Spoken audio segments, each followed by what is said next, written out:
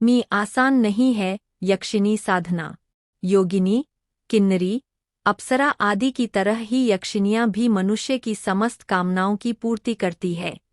साधारणतया 36 यक्षिणियाँ हैं तथा उनके वर देने के प्रकार अलग अलग है। माता, बहन या पत्नी के रूप में उनका वरण किया जाता है। उनकी साधना के पहले तैयारी की जाती है, जो अधिक कठिन है। बजाय साधना के पहले चांद्रायन व्रत किया जाता है।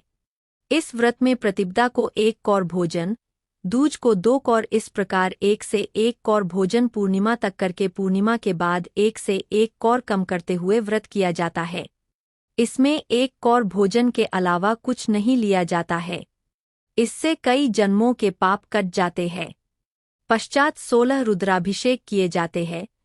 साथ में महामृत्युंजय 51,000 तथा कुबेर यंत्र 51,000 कर भगवान भूतनाथ शिवजी से आज्ञा ली जाती है।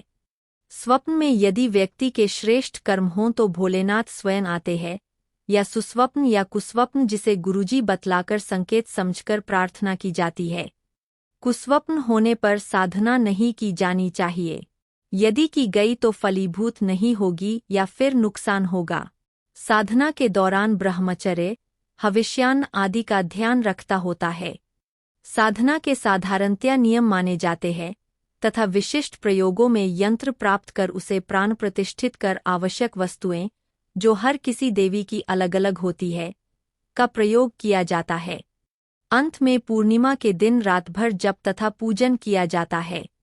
तांत्रिक साधनाएं तलवार की धार पर चलने के समान होती है। जरासी चूक हुई तो नुकसान होगा, यह ज्ञातव्य है। साथ ही आलसी तथा कायर व्यक्ति को इस बारे में सोचना भी नहीं चाहिए। परिवार के सदस्यों को साधना करने के बारे में पहले ही बताना उचित रहता है, ताकि कोई विघ्न उपस्थित न हो।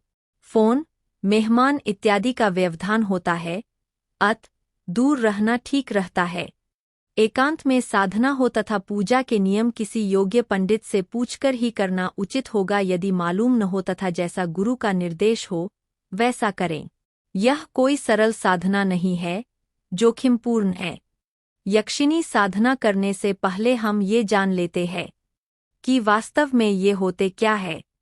यक्ष और यक्षिणी धरती के सबसे पास के लोक में अन्य शक्तियों जैसे गंधर्व, देव, नाग जैसी दिव्य शक्तियों वाले प्राणी होते हैं। चूंकि कलयुग के प्रभाव और मंत्र किलन से ज्यादातर मंत्र सुप्त हो चुके हैं और शक्तियां हम तक पहुंच नहीं पा रही है, ऐसे में यक्षिणी साधना करना साधक को बेहतर परिणाम दे सकता है। साधक इसे प्रेमिका स्वरूप में सबसे ज्यादा सिद्ध करने की कामना रखते हैं, जो कि उनके पतन का कारण भी बन जाती है। यक्षिणी साधना का महत्व एक साधक के जीवन में बिल्कुल वैसे ही जैसे एक गृहस्थ के जीवन में नारी का।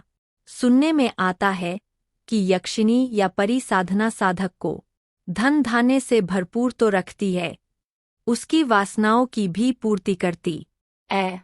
यही वजह है कि बहुत से लोग यक्षिणी साधना के पीछे पागल रहते हैं। साधक को भोग और वासना द्वारा भटकाने का प्रयास किया जाता है।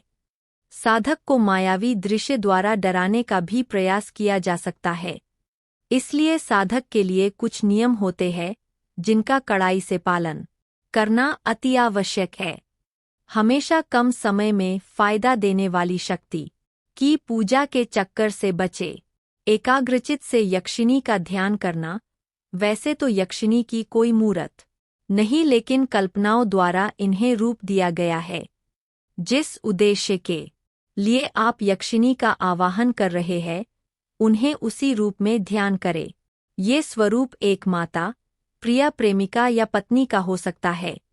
उच्च कोटि के साधक यक्षिणी में स्वरूप या तो मां स्वरूप लेते हैं या पुत्री स्वरूप।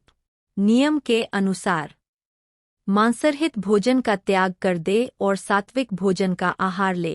प्रातः कल स्नान करके मृग चर्म पर बैठ जाए और किसी का स्पर्श न करे। एकांत में मंत्र जप करे जब तक यक्षिणी प्रकट न हो जाए।